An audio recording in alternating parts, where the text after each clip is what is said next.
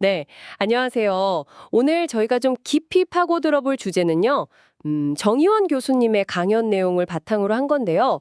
어떻게 하면 건강하게 나이 들고 또 요즘 많이 얘기하는 가속노화, 이걸 피할 수 있을까 하는 겁니다. 저희가 특정 유튜브 영상에서 이거다 싶은 핵심 내용만 좀 뽑아봤어요. 근데 이게 놀라운 게요.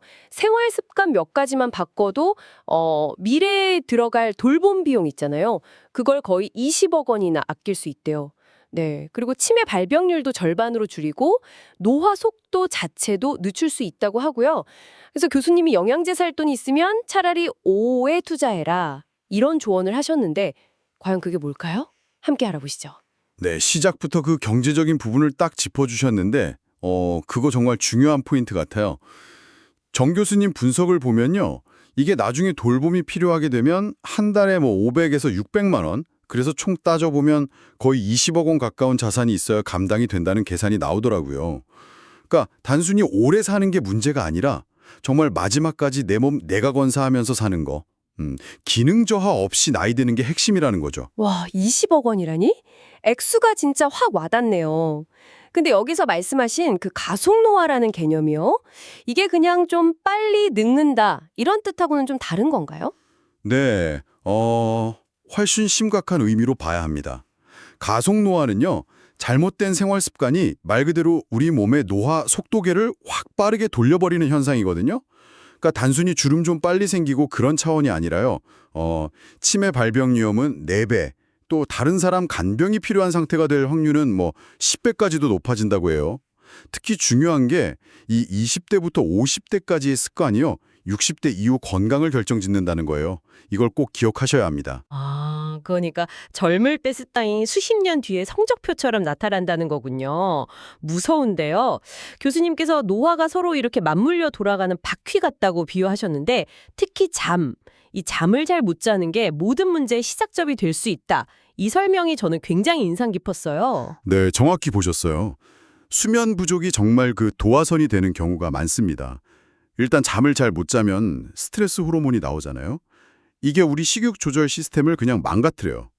그래서 갑자기 단 거, 자극적인 거 이런 게 땡기고요. 자제력은 떨어지고 더 심각한 건 기억력을 담당하는 그 해마라는 부분이 위축되고요. 감정 조절하는 편도체는 또 과활성화돼서 쉽게 짜증내고 어떤 탐닉에 빠지기 쉬워지는 거죠. 이야, 진짜 잠 하나 잘못 잤을 뿐인데 식단부터 감정까지 그냥 도미노처럼 와르르 무너질 수 있다는 거네요. 그렇죠. 네, 바로 그겁니다. 그리고 이런 상태가 바로 가속노화 식사로 이어지기 쉬운 거죠. 우리가 흔히 먹는 정제탄수화물, 단순당 이런 거 있잖아요. 이게 들어가면 내장 지방 늘고 인슐린 저항성 생기고 만성 염증 유발하고 결국 이게 다시 노화 시계를 더 빨리 돌리는 그런 악순환이 되는 거예요. 그럼 당연히 뇌 기능도 좀 떨어지는 느낌? 브레인 포그라고 하죠. 그런 거나 체력 저하로 나타나고요. 아, 브레인 포그. 네네. 네. 그래서 한두 가지만 고치는 걸로는 좀 부족하고 전체적으로 접근해야 한다는 거예요. 예를 들면 잘 자면 스트레스가 줄고 그럼 또 건강한 음식을 고르게 되고 이런 선순환 구조를 만드는 게 중요하다는 거죠. 그 선순환을 만드는 구체적인 방법으로 교수님이 3가지 핵심 요소를 딱 짚어주셨죠. 약간 불교 용어들 빌려서 설명하셨던 것 같은데 네, 맞아요. 첫째가 계율이었죠. 이게 바로 저속 노화 생활 습관을 말하는 거고요. 그러니까 잘 먹고 잘 움직이고 잘 쉬고 잘 자고 술, 담배 줄이고 이런 기본 원칙들이요. 둘째는 마음 챙김, 스트레스 관리하는 거고요. 그리고 셋째가 좀 흥미로운데 인간 원리 이해라고 하셨어요. 이게 뭐냐면 우리가 쾌락에 너무 쉽게 적응한다는 사실, 그걸 깨닫고 끊임없이 도파민만 쫓는 삶의 어떤 함정 같은 걸 인지하는 게 중요하다는 거죠. 그렇군요. 계율, 마음 챙김, 인간 원리 이해. 그럼 그 첫 번째, 계율, 구체적인 생활 습관들을 좀 더 자세히 들어볼까요? 아무래도 식단하고 운동이 제일 중요할 것 같은데요. 네, 맞습니다. 일단 식단에서는요, 제일 중요한 게 단순당, 그러니까 설탕, 액상과당 같은 거요. 그리고 정제 곡물, 흰빵, 떡, 면, 흰쌀밥 이런 걸 피하는 게 핵심입니다. 이게 혈당을 급격하게 올렸다 내렸다 하는 혈당 스파이크를 일으키고 염증 반응도 만들고 식욕도 계속 당기게 하거든요. 악순환이죠. 대신에 통곡물, 콩류, 특히 렌틸콩 같은 거 좋다고 하시더라고요. 견과류, 채소, 그리고 과일도 막 갈아 마시는 것보다는 통으로 드시는 게 좋고요. 올리브 오일, 생선, 가금류 위주로 먹는 거죠. 이게 마인드 식단이라고 뇌 건강에 좋은 지중해식이랑 대시식단의 장점을 합친 건데요. 근데 뭐 어렵게 생각할 거 없이 그냥 우리 6, 70년대 전통 밥상 생각하시면 쉬워요. 잡곡밥에 나물 반찬 많은 거요. 아, 우리 전통 밥상이 이미 마인드 식단에 가까웠군요. 재밌네요. 그리고 운동. 교수님이 딱 잘라 말씀하신 거 있잖아요. 영양제 살 돈으로 운동을 배우는 데 써라. 이게 정말 귀에 확 꽂혔어요. 어떤 의미로 하신 말씀일까요? 네, 그게 정말 핵심적인 메시지 중 하나입니다. 그냥 뭐 혼자 걷기만 하는 게 아니라 제대로 된 운동법을 배워서 하라는 거죠. 거기에 돈을 쓰라는 거예요. 예를 들어서 20, 30대에는 걷기, 달리기 같은 유산소 운동을 시작하고요. 30대 중반부터는 유연성 운동, 필라테스나 요가, 스트레칭 같은 거요. 이게 나중에 6, 70대 돼서 잘 걷는데 엄청 중요하대요. 그리고 50대 이후 특히 여성분들은 근력운동 비중을 확 늘려야 돼요. 이게 폐경기 이후에 골다공증이나 근감소증 예방에 필수적인데 실제로는 실천율이 20%밖에 안 된다고 하더라고요. 너무 낮죠? 70대 이후에는 균형운동, 뭐 태극권 같은 양생법도 좋고요. 이게 낙상 예방하고 인지 기능에도 도움이 된다고 합니다.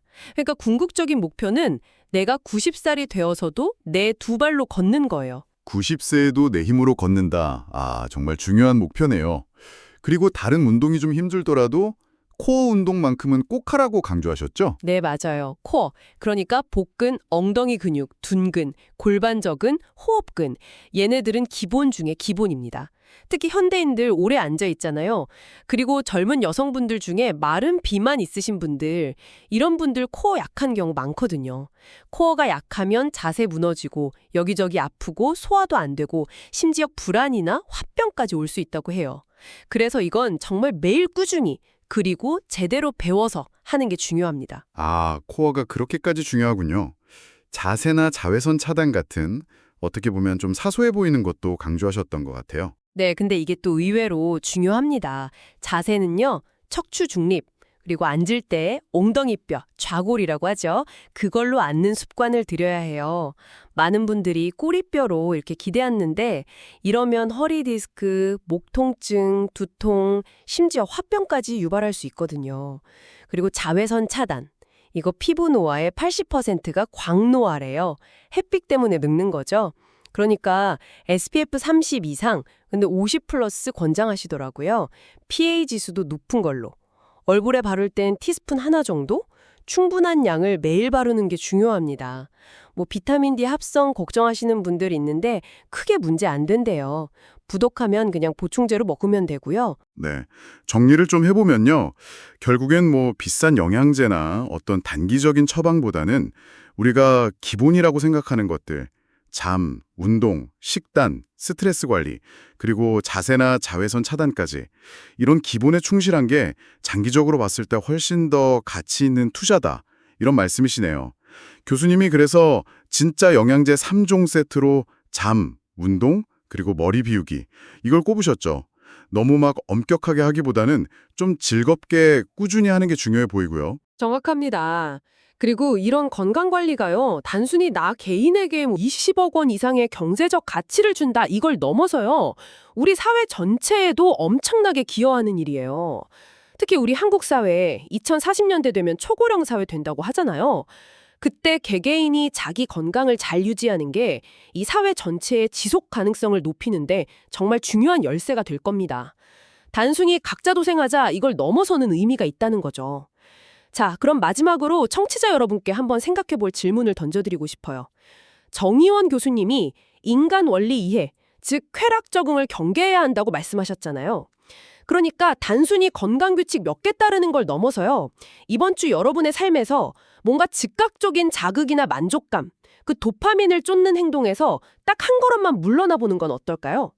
그리고 그 대신 좀 더 깊고 오래가는 만족감을 찾기 위해서 시도해 볼 수 있는 작은 변화. 그게 꼭 식단이나 스마트폰 사용 시간 줄이기 이런 건 말고 다른 영역에서도 찾아볼 수 있지 않을까요? 한번 고민해 보시면 좋겠습니다.